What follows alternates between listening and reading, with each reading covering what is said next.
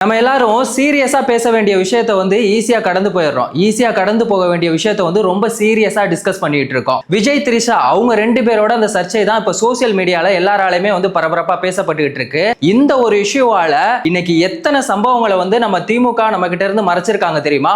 மக்களை வந்து திமுக முட்டாளாக்கிட்டு இருக்காங்க. ஹாய், நான் உங்க தேவா. சோ வாங்க இத பத்தி டீடைலா தெரிஞ்சுக்கலாம். இப்ப ரீசெண்டா விஜய் த்ரிஷா அவங்க ரெண்டு பேரோட இஷ்யூ தான் வந்து சோசியல் மீடியால எல்லாராலையுமே வந்து பரபரப்பா பேசப்பட்டுக்கிட்டு இருக்கு. இதுக்காக இப்ப பார்த்திபன் வந்துட்டு ஒரு கலாட்டா சேனல்ல வந்து ஒரு ரேபிட் ஃபயர் ரவுண்ட் ஒன்னு இருந்தது. அதுல வந்து த்ரிஷா அவங்களோட போட்டோ வந்து குந்தவை அந்த போட்டோ வந்து வந்துச்சு. அதுக்கு அவரு டக்குன்னு பதில் சொல்லணும் அப்படிங்கிறதுக்காக குந்தவை வந்து வெளியில வராம வீட்டுக்குள்ளேயே குந்த வச்சிருந்தா நல்லா இருக்கும், எந்த ஒரு பிரச்சனையும் வராம இருக்கும் அப்படின்னு வந்து சொல்லிட்டாரு. இதுக்கு வந்து த்ரிஷா அவர்கள் வந்து ஒரு ட்வீட் ஒன்னு போட்டிருக்காங்க. அதுல அவங்க என்ன சொன்னாங்க அப்படின்னா, மைக்கு கிடைக்குது அப்படிங்கிறதுக்காக நீங்க வந்துட்டு என்ன வேணா பேசலாம் அப்படின்னு சொல்லிட்டுலாம் பேசிட்டு இருக்காதீங்க. நீங்க வந்து மத்தவங்களை முட்டாளாக்கணும் அப்படிங்கிறதுக்காக நீங்க வந்து முட்டாள்தனமா பேசாதீங்க அப்படின்னு வந்து அவங்க சொல்லியிருந்தாங்க. இதுக்கு பார்த்திபன் சார் வந்து என்ன சொல்லியிருக்காரு அப்படின்னா, நான் வந்து பேசினது தப்பு தான், நான் உண்மையிலே வந்து ரொம்ப வருத்தம் தெரிவிக்கிறேன் அப்படின்னு சொல்லி சாரி எல்லாம் வந்து கேட்டிருக்காரு. இந்த விஷயம் தான் இப்போ வந்து சோசியல் மீடியால ரொம்ப வைரலா போயிட்டு இருக்கு. ஆனா இந்த ஒரு இஷ்யூவால எத்தனை சம்பவங்களை வந்து திமுக மறைச்சிருக்காங்க தெரியுமா?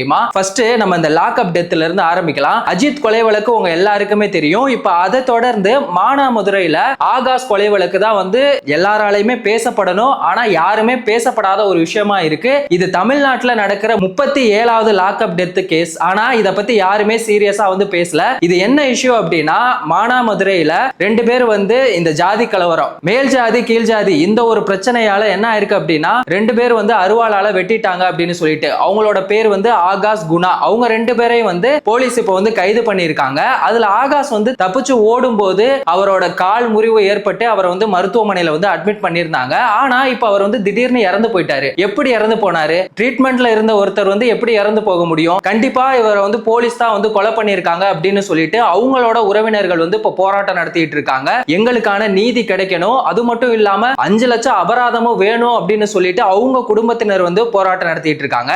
எனக்கு என்ன ஒரு சந்தேகம் அப்படின்னா, அஜித் கொலை வழக்குக்கு ஆதரவா பேசின யாருமே வந்துட்டு ஆகாஷ் கொலை வழக்குக்கு பேசல. ஆகாஷ் கொலை வழக்குக்கு பேசுறவங்க யாருமே வந்துட்டு அஜித் கொலை வழக்குக்கு பேசல. எதுக்காக இந்த வேறுபாடு?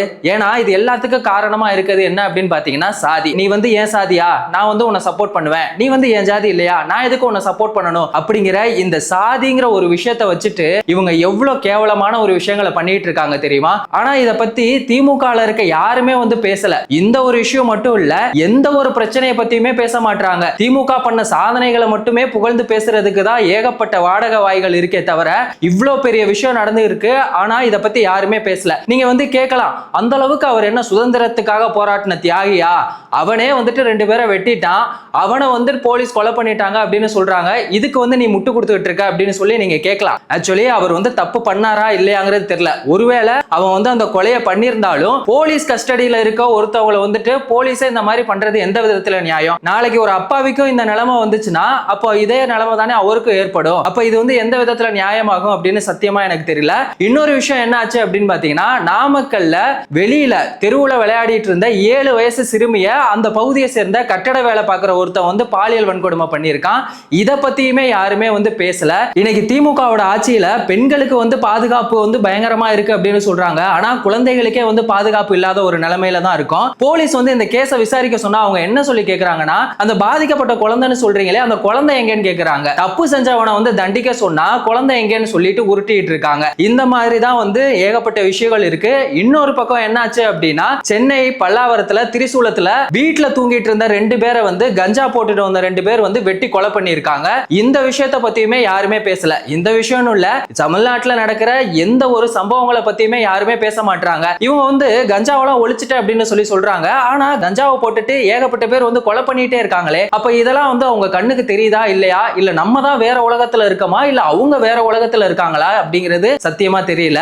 விஜய் அவர்கள் ஏதாவது ஒண்ணு பண்ணா அது ரொம்ப பெருசா பேசுறாங்கல்ல இவங்க. இப்ப என்னாச்சு அப்படின்னா, திமுக நிர்வாகி வந்து ஒருத்தர் கார் ஏத்தி கர்ப்பிணி பெண்ணை வந்து கொலை பண்ணிருக்காரு. இத பத்தி யாருமே பேசல. எந்த சேனல்லுமே இந்த வீடியோ வந்து வெளியே வரல. ஆனா இதையே ஒரு விஜயோ இல்ல தாவேகாவுல இருக்க யாரோ ஒருத்தவங்க பண்ணிருந்தாங்கன்னா இன்னைக்கு அதை எவ்வளவு பெரிய விஷயமாக்கி இருப்பாங்க. எதுக்காக தான் இவ்வளவு கேவலமான ஒரு விஷயம் பண்ணிட்டு இருக்காங்க அப்படின்னு அப்படின்னு தெரியல. இன்னொரு பக்கம் திமுக இளைஞர் அணியை சேர்ந்த ஒருத்தவங்க என்ன பண்ணிருக்காங்க அப்படின்னா 15 வயசு சிறுமியை வந்துட்டு வயித்துல எட்டி உதைச்சிருக்காங்க. அவங்களோட பிறப்புறுப்புலையும் வந்து எட்டி உதைச்சிருக்காங்க. இதெல்லாம் வந்துட்டு திமுக இளைஞர் அணி பண்ணதுனாலதான் வந்துட்டு ஸ்டாலின் அவர்கள் எதுவுமே கேட்காம அமைதியா இருக்காங்களா என்னங்கிறது தெரியல. எனக்கு ஒரு விஷயம் மட்டும் புரியவே இல்லைங்க. காவல்துறை வந்து உங்கள் நண்பன் அப்படின்னு வந்து சொல்றாங்கல்ல, அவங்க வந்து யாருக்கு தான் நண்பனா இருக்காங்க?